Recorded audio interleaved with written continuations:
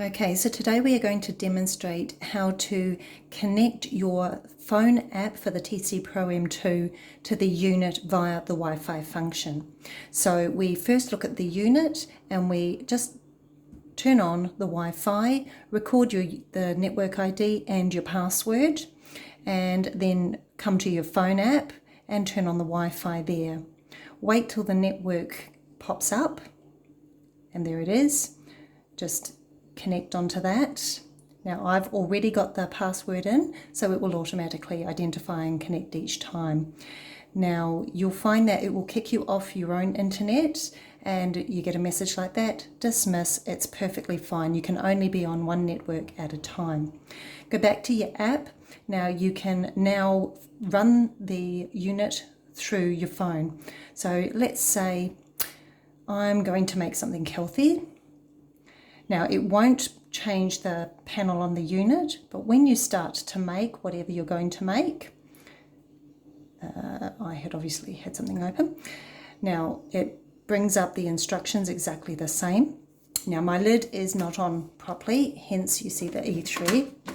So if I click that in place, you see that it's automatically put in the settings, so speed 9 and for 10 seconds, and it tells you the instructions on both. So you can drive along, go to the next process or the next step in the recipe, and well, if you're following the recipe, you would just press start. I'm not going to do that, I'm just demonstrating for you. So it's self-explanatory there. To get out of a recipe, if you change your mind, just press stop and you'll go back. And now, if you're using the reverse blade function, you will always need to press that first and it will highlight green. And then you can select your speed up to a maximum of speed 3 on reverse, and that will prevent your contents being chopped into tiny pieces. Okay, and again, stop to reset. Now another thing you may find useful is if you want to add your own recipes into the app. Now they will only show on the app, not on the unit, because that is the preset from the company. So we hit this little button here and you will select creating recipes. So here you can add your own recipes. Hit the little plus at the corner, add in your title, so let's say blah blah blah, and come down to your ingredients. Now you need to add in your ingredients one by one, so 1 gram, let's make it more realistic, 10 grams salt,